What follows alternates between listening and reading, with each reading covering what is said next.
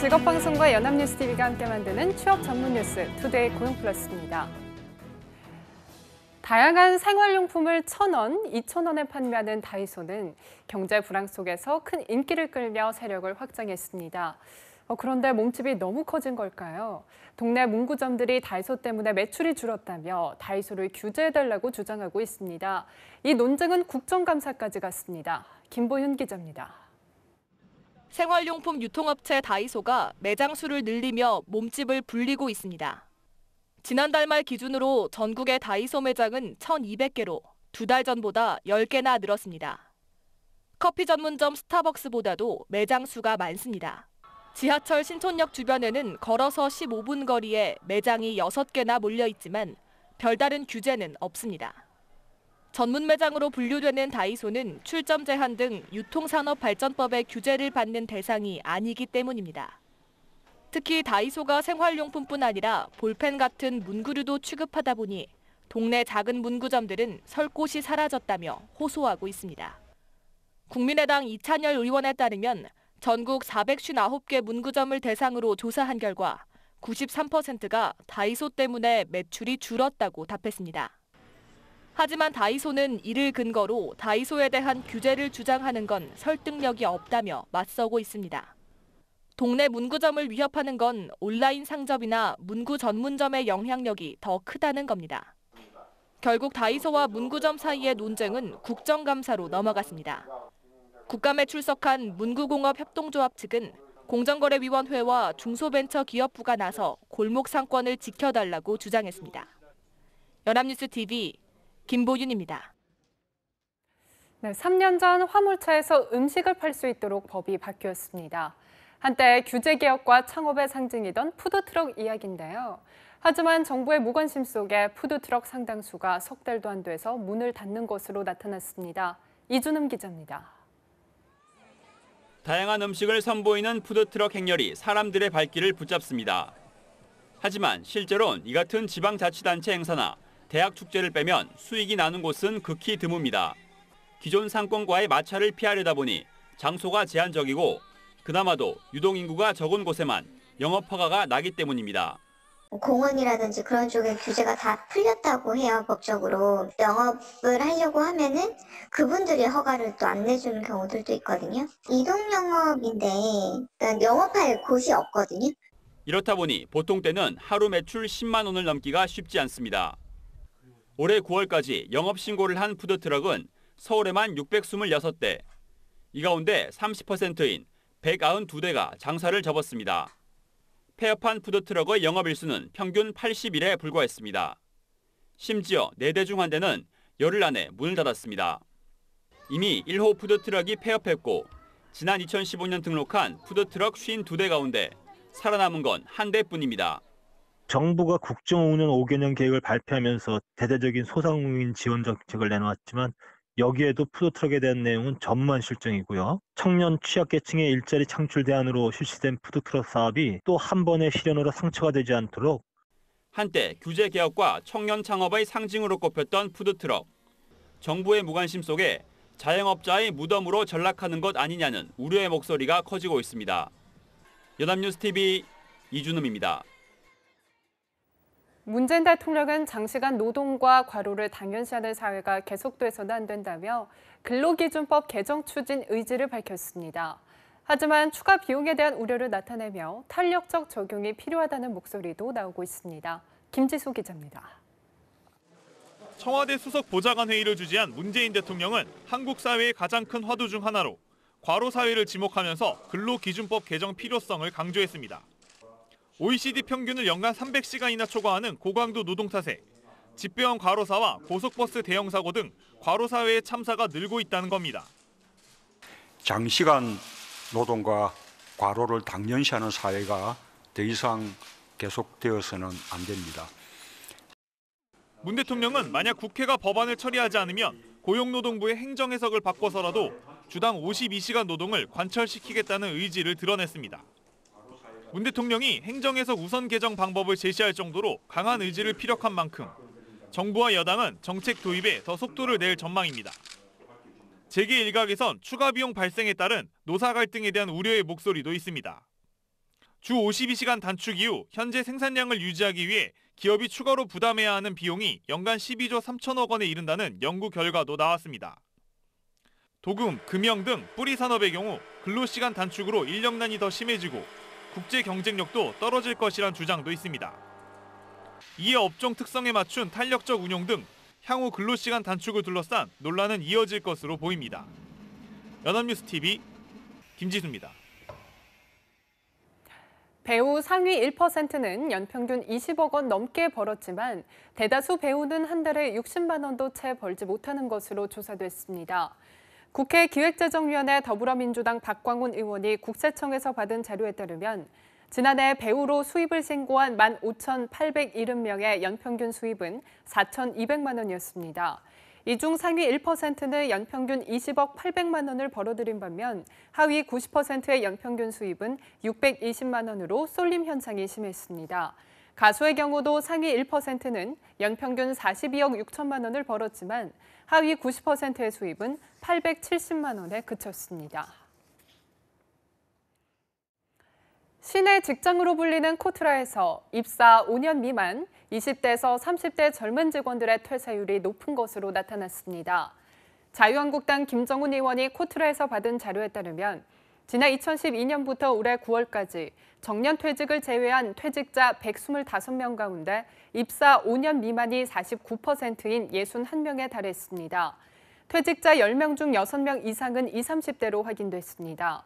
퇴직 사유로는 이직이나 창업, 유학과 진학 목적이 주를 이뤘고 여성들은 육아, 해외 근무 부담으로 퇴직을 선택하는 비율이 높은 것으로 알려졌습니다.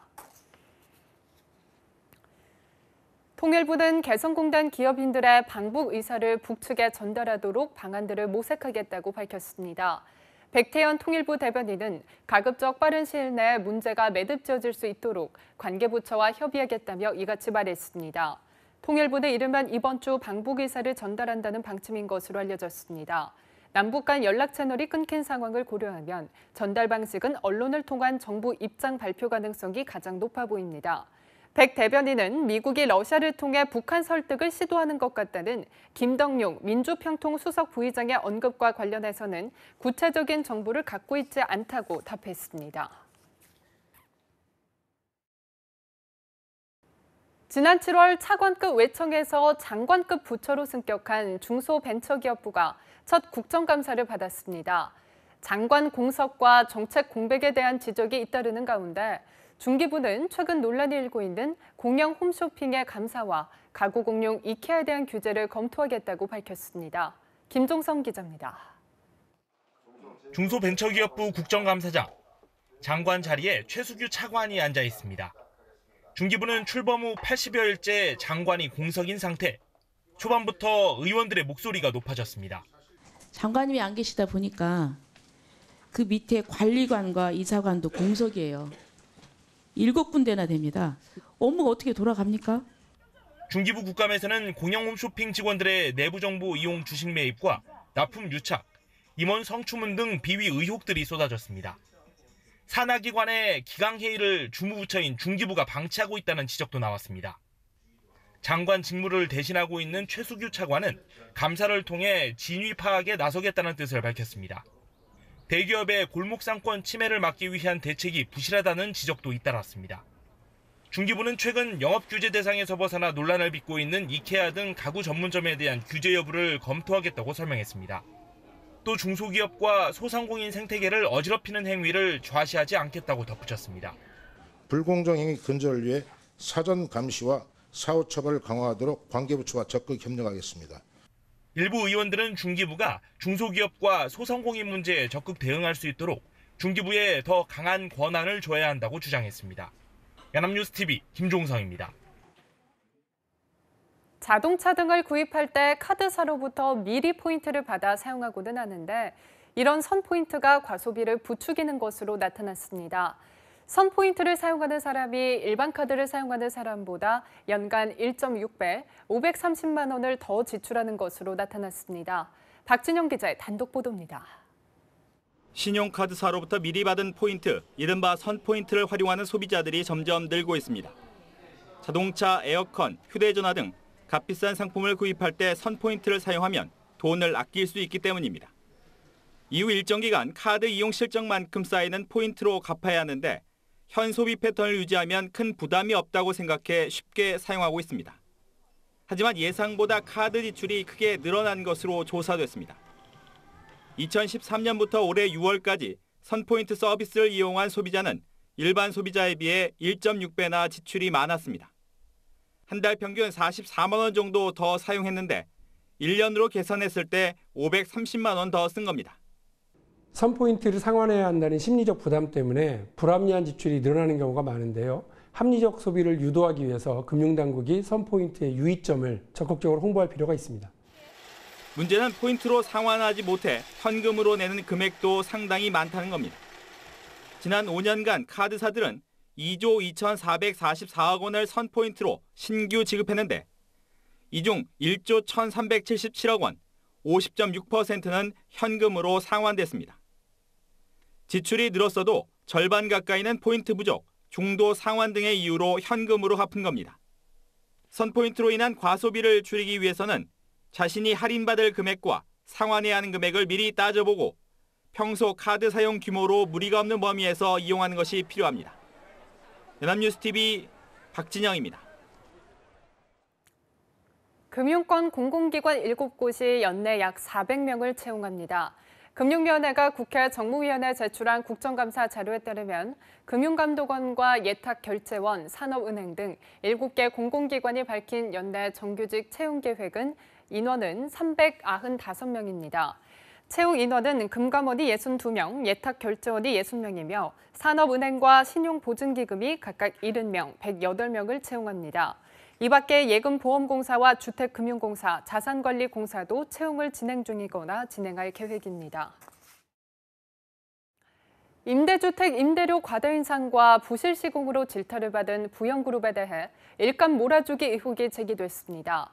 국회 국토교통위원회 소속 더불어민주당 이원욱 의원은 부영의 숨겨진 계열사로 드러난 흥덕기업이 임대주택 청소 용역에서 일감을 무더기로 받은 것으로 드러났다고 설명했습니다. 의 의원은 이중근 회장의 조카가 대표인 흥덕기업이 부영이 공급한 임대아파트의 23곳의 경비와 22곳의 청소를 맡고 있다고 밝혔습니다. 또 대기업 일감 몰아주기의 전형이라며 국토위 차원에서 조사를 요청해야 한다고 주장했습니다. 김상조 공정거래위원장이 다음 달 5대 그룹 경영진과 회동합니다. 공정거래위원회에 따르면 김 위원장은 다음 달 2일 대한상공회의소에서 삼성과 현대자동차, SK, LG, 롯데 등 5대 그룹 전문 경영진과 만납니다. 이번 만남은 김 위원장이 강조해온 재벌 개혁과 관련해 중간 진행 상황을 점검하고 중소기업 간의 상생이 확대되고 있는지 등을 살펴보기 위한 것으로 풀이됩니다.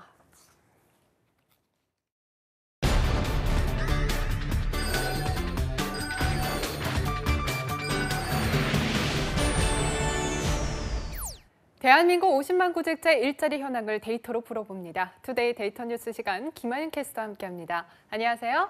안녕하세요. 데이터 뉴스 시간입니다. 석지연 아나운서, 서간 아나운서는 점심시간에 밥을 먹은 뒤에 바로 회사로 들어오시는 편인가요? 아닐 것 같은데요. 그래도 아까운 점심시간인데 식사를 마치면 회사 근처에서 파는 저렴한 커피를 사서 동료들과 함께 마시면서 이야기를 나누거나 혹은 산책을 하다가 들어가는 것 같아요. 네, 맞습니다. 보통 직장인의 패턴이 석 아나운서와 비슷할 것 같은데요. 주로 밥을 먹은 뒤엔 담배를 피거나 커피를 마시면서 점심시간을 마무리하죠. 뿐만 아니라 커피는 출근을 하기 전에도 금전적이나 시간적으로 여유가 되면 꼭 한 잔씩 사서 마실 정도로 이제는 기호식품이 아닌 필수 식품이라고 불릴 정도입니다. 네, 맞아요. 매일 커피를 마시는 직장인들이 대부분이고 그만큼 저렴한 커피 전문점도 많이 생겨났잖아요. 네, 맞습니다. 그래서 오늘은 데이터 뉴스의 주제로 증가하는 커피 전문점 시장에 대해서 알아봤는데요. 농림축산식품부와 한국농수산식품유통공사가 발간한 커피류 시장 보고서에 따르면 지난해 커피류 시장의 규모는 약 6조 4,041억 원으로 2014년의 규모였던 4조 9,022억 원보다 무려 30.6% 상승한 것으로 나타났다고 합니다. 그만큼 커피를 즐겨 마시는 한국인이 증가했다는 것이죠. 실제로도 커피 시장이 폭발적으로 증가를 했군요. 네, 그렇습니다. 그런데 이 중 약 2조 4,041억 원을 차지한 커피류 제품 시장을 살폈더니 선호하는 커피의 종류가 과거와는 많이 달라졌다는 것을 알 수 있었습니다. 과거 점유율 1위를 차지했던 조제커피는 2014년엔 점유율이 무려 45.9%였으나 건강에 좋지 않다는 인식이 확산되면서 지난 3년간 13.9% 하락해서 37.9%를 차지했다고 합니다. 뒤이어서 인스턴트 커피가 10.2%의 점유율을 차지했고요. 이후 원두 커피가 1.4%, 캡슐 커피가 0.5%를 차지했습니다. 네, 말씀하신 것처럼 캡슐 커피를 마시는 곳도 요즘 많아졌잖아요. 이 캡슐 커피 기계를 비치해두는 회사도 많아졌고요. 네, 캡슐 시장의 규모만 살피면 1,318억 원으로 2014년 대비 47.1%가 성장했을 정도입니다. 뿐만 아니라 커피를 마시는 20세 이상 성인도 늘었는데요. 2012년 연간 성인의 커피 소비량이 321잔이었던 것에 비해서 이후 연평균 5.2%씩 증가하며 2013년엔 339잔, 2014년엔 382잔, 그리고 2015년엔 386잔을 기록하다가 지난해엔 아예 400잔을 돌파한 413잔으로 나타났다고 합니다. 네, 그중에는 저희도 포함이 돼 있겠네요. 네, 그렇습니다. 저도 회사에서 커피를 자주 마시거든요. 실제로는 커피를 자주 마시는 장소를 살펴봤더니 34.1%가 회사라고 응답했을 정도로 회사에서 커피를 가장 많이 마시는 것으로 나타났다고 합니다. 네, 그래서 회사 주변에 커피 전문점이 정말 많이 생겨난 것 같아요. 커피 전문점뿐만이 아니라 커피를 함께 판매하는 생과일 주스 전문점이나 또 전통 찻집도 많이 생겼고요. 그런데 한편으로는 아무리 이렇게 수요가 많아도 과연 저렇게 많은 카페가 살아남을 수 있을까라는 생각도 들더라고요. 수익형 부동산 정보업체 상가정보연구소가 소상공인시장진흥공단 데이터를 분석한 결과에 따르면 실제로 지난 4월 식음료를 전문으로 파는 카페 점포 수는 9만 1,818개로 증가해 사상 처음으로 9만 개를 돌파했을 정도인데요. 지난 2014년 12월엔 카페 점포 수가 5만 6,101개였으나 불과 2년 4개월 사이에 점포 수가 무려 63.6%나 증가한 셈입니다. 앞서 말씀드렸던 약 6조 4,041억 원의 커피류 시장 규모에서도 커피 전문점이 약 4조 원으로 62.5%를 차지했을 정도죠. 네, 이 정도면 거의 전국 곳곳에서 카페가 생기고 있다고 여겨도 무방할 정도인데요. 네, 정확한 지적입니다. 통계상으로 지난해 말과 비교했을 때 전국 17개 시도시 중에서 카페 점포 수가 줄어든 지역은 단 한 곳도 없었을 정도인데요.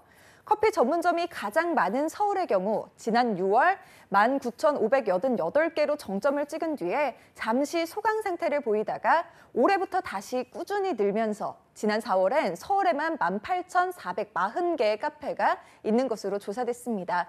서울 다음으로 큰 도시죠. 부산 역시 2014년엔 12월 3,041개에 불과했던 카페 수가 꾸준히 증가하면서 4월엔 5,323개에 달하는 것으로 분석됐습니다. 네, 서울에만 이렇게 많은 카페가 있을 줄은 몰랐어요. 그런데 이렇게 카페가 우후죽순으로 생기는 이유는 바로 커피를 선호하게 된 추세 때문인가요? 네, 물론 그 이유도 있지만 역시 지금의 경제 상황이 가장 큰 원인을 차지하고 있습니다. 바로 취업난과 실직으로 인해 자영업자가 많아졌기 때문인데요. 여기에 전국 각지에서 새로 상가가 공급되고 골목 상권의 카페 창업 붐이 일면서 적은 자본으로도 열 수 있는 카페 창업이 자영업자를 희망하는 사람들에게 인기를 끌고 있는 겁니다. 네, 그런데 이렇게 되면 결국 치킨 시장처럼 포화 상태로 인해서 살아남는 카페는 얼마 없을 것 같은데요. 네, 맞습니다. 카페의 경우 다른 업종에 비해서 카페 자영업자의 수익성과 생존율이 현저히 낮은 것으로 나타났는데요. 소상공인시장진흥공단 매출 통계에 따르면 지난 2월 전국 카페 월평균 매출액은 1,370만 원인데 이는 전체 업종의 월평균 매출액인 3,782만 원에 36.2%에 안 되는 수준입니다. 그래서 당연히 생존율도 낮을 수밖에 없는데요. 전국 카페의 업력 비중을 보면 2년 미만 업체가 41.1%로 다수를 차지하고 5년 이상 업체는 29.8%에 불과한 것으로 나타났을 정도입니다. 하지만 그럼에도 카페 창업이 여전히 인기를 끄는 이유는 음식점이나 회사에 비해 적은 자본으로 창업을 할 수밖에 없는 비자발적 자영업자의 비애가 담겨 있는 셈이죠. 결국 이 같은 포화 현상으로 인해 경쟁은 점점 치열해지고 이와 함께 낮은 품질과 저가로 승부하는 커피 전문점이 점점 늘고 있는 셈입니다. 네, 점점 저렴해지면서 출근 후에 가볍게 즐길 수 있는 커피 한 잔에 이러한 사회 현상이 담겨 있을 줄은 몰랐네요. 위험이 클 것을 알면서도 우후죽순으로 늘어만 가는 카페 시장의 비애가 사라지기 위해서는 무엇보다도 지금의 경제 상황이 나아져야 하는 것 아닐까 싶습니다. 지금까지 데이터 뉴스 김하윤 캐스터와 함께했습니다. 고맙습니다. 고맙습니다. 투데이 고용플러스 오늘 준비한 소식은 여기까지입니다. 함께해 주신 여러분 고맙습니다.